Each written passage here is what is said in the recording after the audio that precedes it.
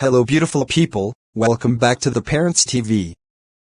Thank you so much for always tuning in, subscribing, liking, and sharing. Your love and support mean the world to us. Here, we tell deep, emotional, and inspiring stories about family, love, and life's toughest lessons. Before we begin today's video, don't forget to hit that subscribe button if you haven't already, turn on the notification bell, so you won't miss any of our uploads. And of course, share this video with someone who needs it. Now, sit back, relax, and let's dive into today's powerful story. On how young lady Jasmine knew the right one for her. Days later. Babe, come and let me drop you. No, thanks. I will manage. I really don't want you to do things for me. I don't want to make decisions out of pity. Well, I'm not going to beg just to give you a ride. Suit yourself. Daniel drove off without looking back. You know, Jasmine, love can be so beautiful that it clouds every trace of judgment we have. I remember when I met Chris. Everything about him seemed perfect, his smile, his confidence, his promises. I didn't want to see the warning signs. I ignored his temper, I dismissed the way he belittled my dreams, because I told myself every man has flaws. But I was wrong. Love without wisdom becomes a prison built with roses, beautiful from afar, but filled with thorns inside. That sounds exactly how I feel about Daniel. He's charming, he makes me laugh, but sometimes I notice little things that make my heart uneasy. Like how he gets upset when I talk too long on the phone with my male colleagues, or how he insists I share my passwords to build trust. I told myself it's just his way of showing care. But hearing you talk now, I wonder if I'm also letting love blind me to what's really happening. Jasmine, that's exactly how it starts. Love isn't supposed to strip you of your freedom or make you justify control as affection. One of the biggest mistakes I made before marriage was thinking that being submissive meant losing my voice. I thought being a good woman meant adjusting to everything, even when it hurt. But in truth, a relationship that silences your individuality is not love. It's manipulation disguised as care. If I could go back, I'd tell myself to never confuse control for commitment. Sometimes I feel like I'm living that mistake already. He says things like, I just want to protect you, or you don't need to work too hard, I'll provide. And part of me loves hearing that because it makes me feel cared for. But another part of me feels trapped, like I'm being shaped into something smaller than who I really am. Lillian, how do you even know when care turns into control? You know it, Jasmine.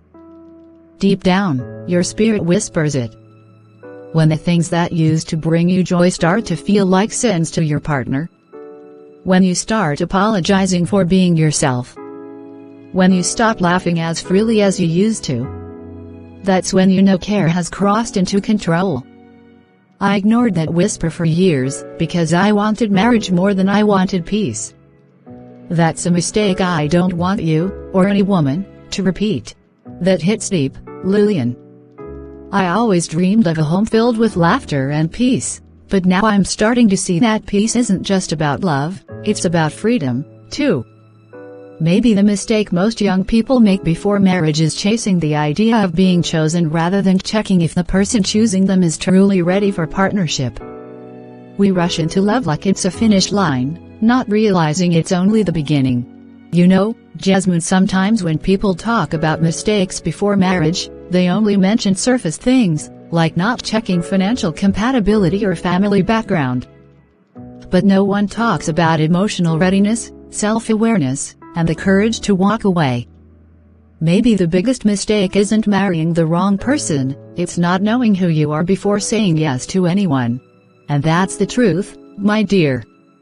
Marriage doesn't fix identity. It magnifies it. If you're broken, confused, or lost, marriage won't heal that, it will expose it. That's why emotional maturity before marriage is non-negotiable. You need to know your boundaries, your worth, and your peace. Never walk into marriage hoping it will make you complete. Walk in already whole, so you can build, not bleed. That's powerful, Lillian.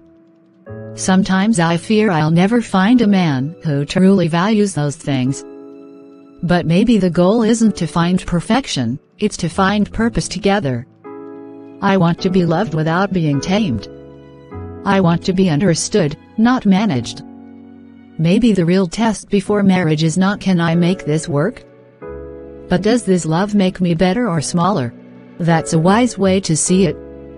Love that makes you smaller is not love, it's a slow erasure. I learned that the hard way, Jasmine. Every time I tried to speak up, Chris would say, "You talk too much." Every time I tried to dream, he'd say, "You were too ambitious for a wife." And I believed him because I thought submission meant silence. But the day I stopped fighting for myself, I lost me. That's why I tell women now, never lose yourself just to keep someone else. Lillian, I think I'm already halfway there. I've stopped painting, stopped going out with friends, even stopped wearing what I love because Dennis says it's too attention-seeking. I thought I was just being a good girlfriend. But now, it feels like I'm disappearing. Maybe I'm repeating your story without even realizing it. Then stop it now, Jasmine. Don't wait until marriage makes it harder. You deserve a love that celebrates you, not one that censors you. The biggest mistake before marriage is believing things will get better after the wedding. They won't. The red flags you ignore while dating become the chains you wear for years. If he can't respect your light now, marriage will only dim it more. You're right, Lillian. I think it's time I face the truth, no matter how painful it is. Maybe love isn't about how fast your heart beats, but how peacefully it rests. I need peace more than I need promises. Thank you for helping me see that. I won't let my emotions lead me into regret. That's the spirit. You're wiser now, and that's what matters. Don't rush into forever with someone who doesn't understand the value of your peace. Marriage is not a rescue mission. It's a partnership. The right one will not demand you shrink to fit his world, he'll expand his world to include you. Then maybe, Lillian. The biggest mistake before marriage is forgetting that love is supposed to feel like freedom, not fear. Exactly, my dear. Freedom, that's the foundation of love worth keeping. The next day. What are you doing here? I wasn't expecting you.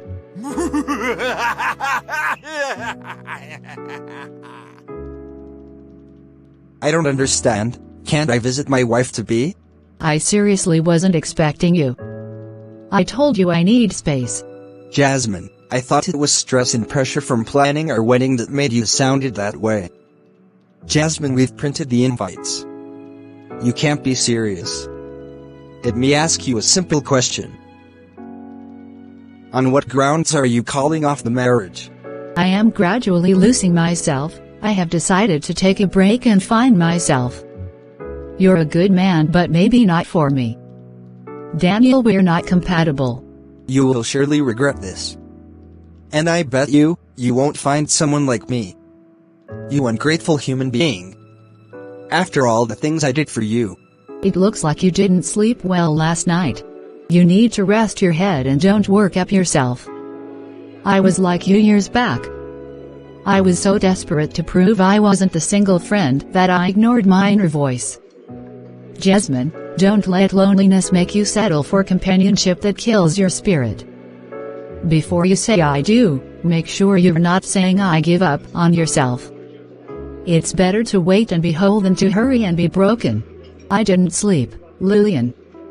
Every word you said yesterday echoed in my head. It was like hearing my own fears spoken aloud. So, I decided I couldn't keep pretending. Daniel came over, and I told him I needed space to focus on myself, to figure out what I really wanted before marriage. His reaction revealed more than I ever imagined. Oh, Jasmine. I can already feel the heaviness in your tone. What did he say? Please, tell me everything. Don't leave anything out. Sometimes the way a person reacts to losing control shows who they truly are beneath the smiles and sweet words. At first, he laughed.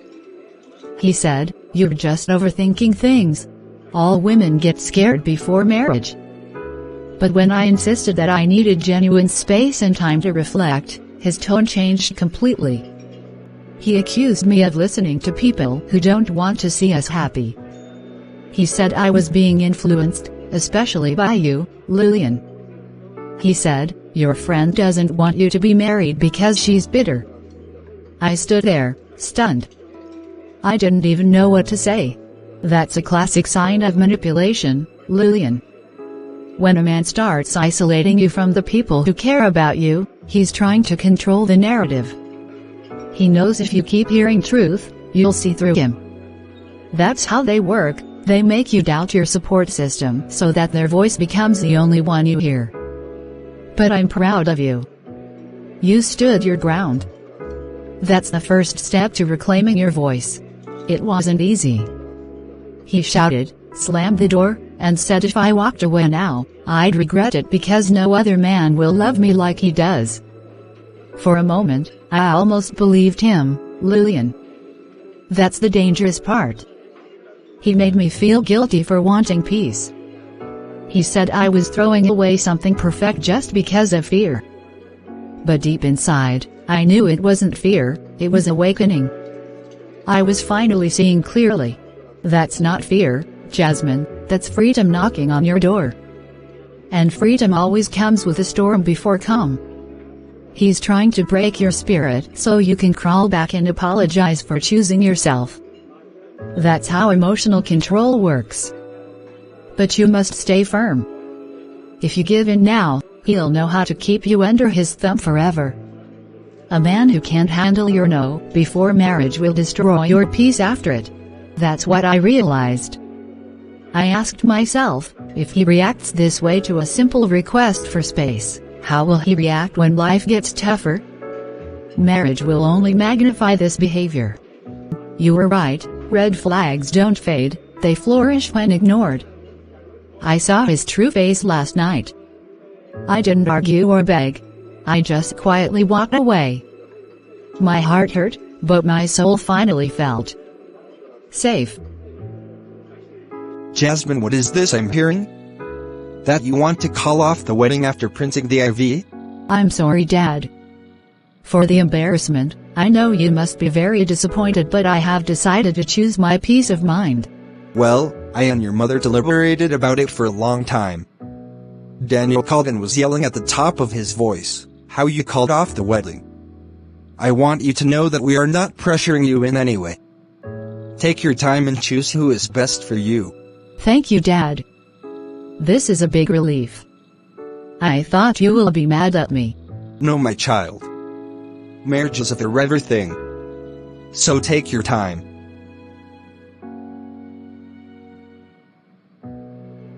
Months later.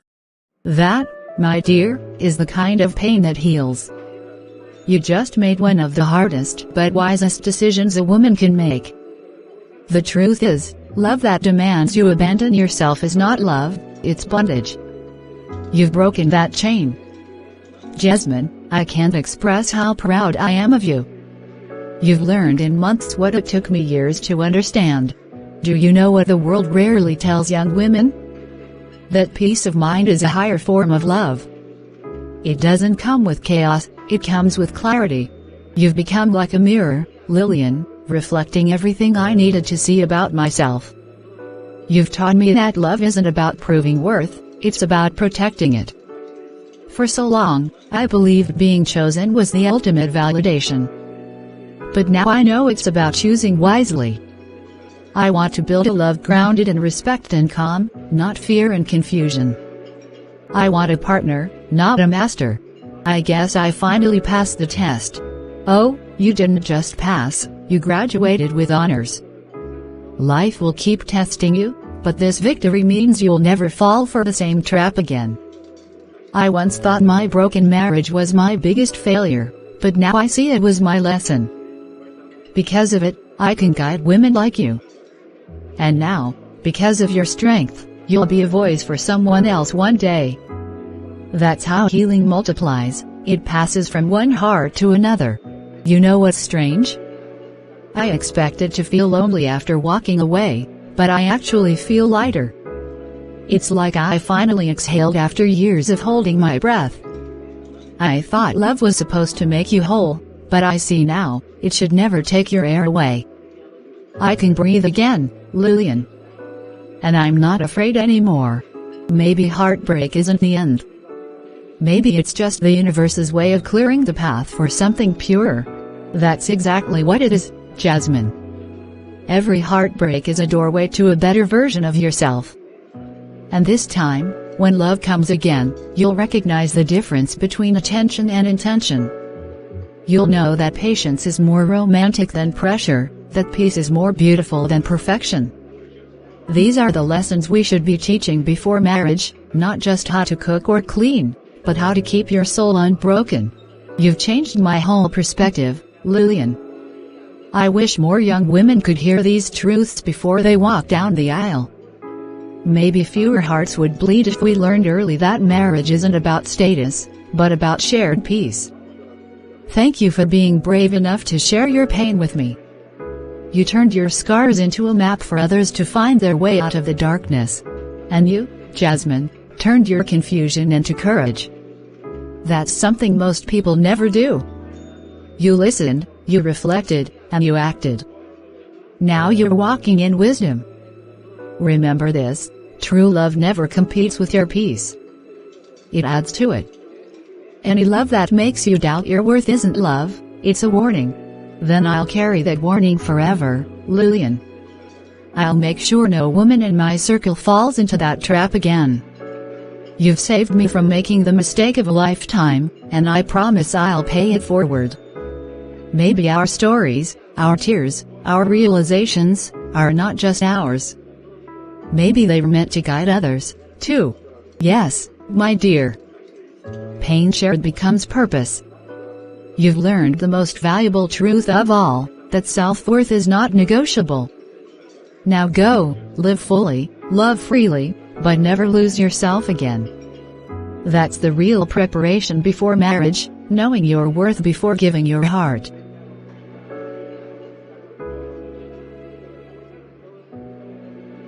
Hi Jasmine. Hi. Don't you remember me? From the tech exam last year. You helped me with your pen. Oh yeah, I remember. How can I forget? The guy that came to an exam hall without a pen. Yeah right, I'm glad we meet again. Ever since we left the exam hall, I've not had peace. I kept on thinking about you. Oh okay, well I got out of a relationship. I wasted 3 years of my life trying to fit into a man's description of a perfect woman. I'm not sure I want to go into any right now. Jasmine, I'm not here to beat around the bush. I want to do forever with you. That day after you left, I knew I've seen my wife. I'm not going anywhere. Call it love at first sight. I know you said something like that. The guy you met at the exam hall. I met him again and it feels like I've known him for a long time. You seem to be very happy. It's true when they say when you see the right one, you would know. No pressure, no fear, just inner peace. That's what I feel. Hey, you replied. I wasn't sure you would, but I'm glad you did. I know there's a lot you're holding in your heart, and I want you to know you don't have to hide it from me. I'm not here to rush you or push you. I just want to be here, step by step, learning the quiet rhythm of who you are without making it anything more than it should be for now. I almost didn't send it. My hands were shaking, my mind was screaming, and my heart felt like it was both racing and stopping at the same time. But I realized that holding back only feeds the fear. So I typed the words as honestly as I could. I'm still cautious, still scared of opening myself too quickly. But talking to you like this, calm, patient, gentle, makes the fear feel a little lighter. And maybe that's enough to let a small thread of hope exist. Small threads can become strong cords if nurtured carefully. And I promise to treat this thread with respect. I want to make you laugh again, to hear your voice lighten, to share moments where fear doesn't dominate your chest. If we move slowly, honestly, and with care, maybe the courage you've been hiding will meet the kindness I want to give. You don't have to surrender your heart entirely, just enough to let us breathe together for a while.